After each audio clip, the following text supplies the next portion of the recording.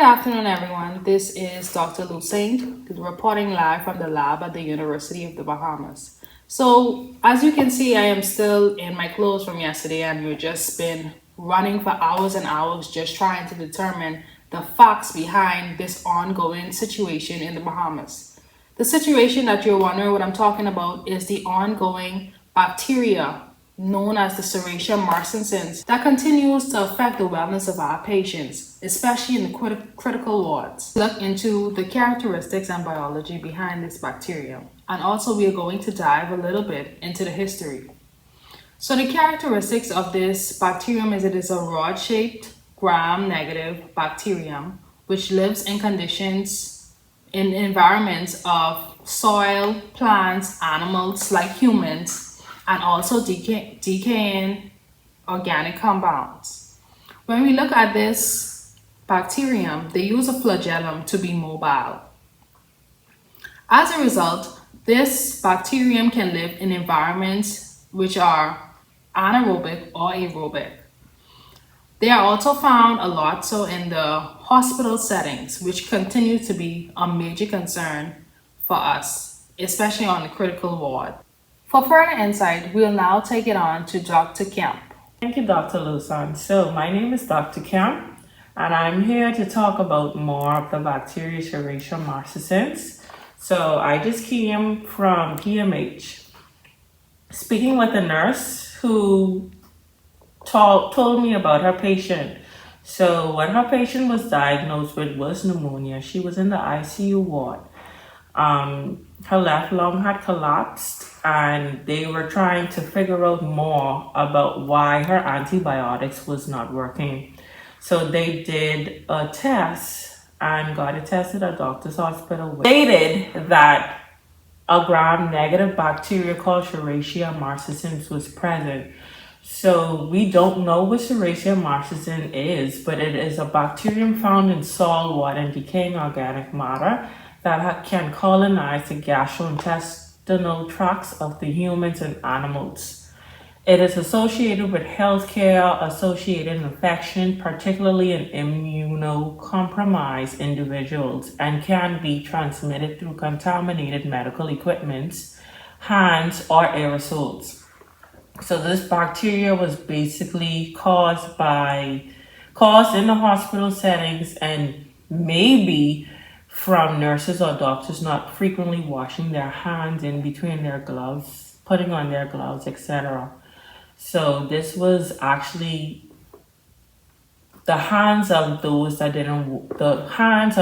nurses or doctors who didn't wash their hands. I guess they touched the patient with pneumonia, and the bacteria was inhaled or digested from the patient, and that caused her to be found with this bacteria.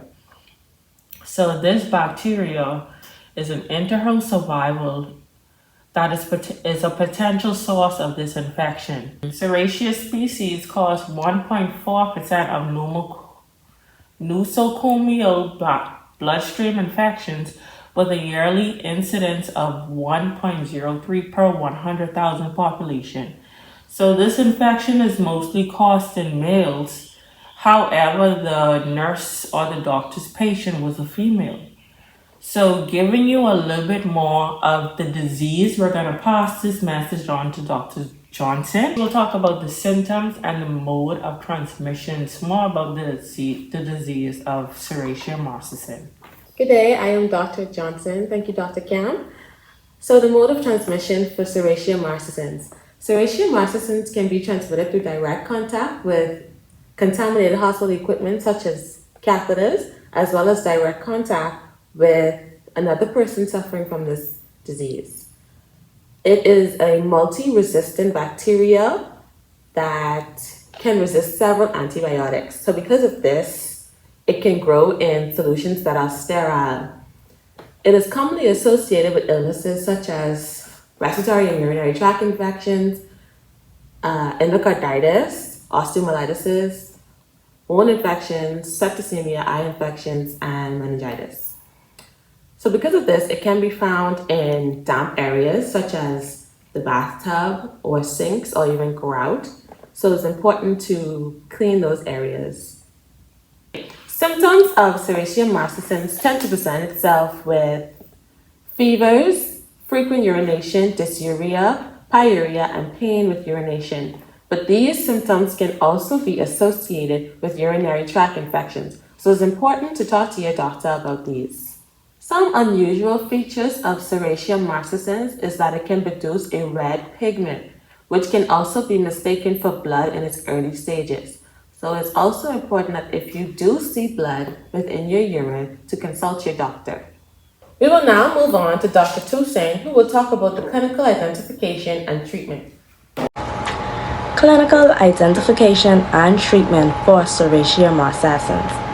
Serratia marcescens is a disease that is associated with meningitis, endocarditis, osteomyelitis, urinary infection, respiratory infections, and wound infections. Treatment of this bacteria. One of the options for treating infections caused by Serratia is antimicrobial medication, or what you may know as antibiotics.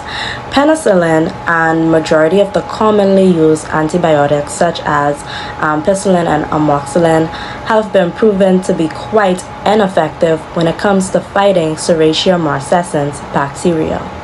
So this makes the disease Serratia marcescens very hard to properly cure because of its resistance to these commonly used antibiotics. So what are we going to use to treat this disease? Well, third generations, eventually along as fourth generation cephalosporins are going to be used to treat this infection. And in cases of simple urinary infections, cotrimazole is to be considered. Ciprofloxacin, amikacin, and gentamicin are the three antibiotics that are most effective when it comes to treating Serratia marcescens. Again, penicillin, ampicillin, and amoxicillin are ineffective when it comes to treating this bacteria. As to protect against the fast identification of Serratia marcescens, an ongoing PCR test was created. In fact, using this PCR test technique, Serratia marcescens were discovered in clinical blood testings. Another way to test this bacteria is by using the methyl red test, which determines if a bacterium merges the acid mutations. And with this test, the discoveries for Serratia marcescens are negative. Hey guys, you would have heard from all of our leading epidemiologists here in the Bahamas. We are still trying to put the pieces together to put this puzzle of this bacterium that continues to be an issue, especially in our hospital settings.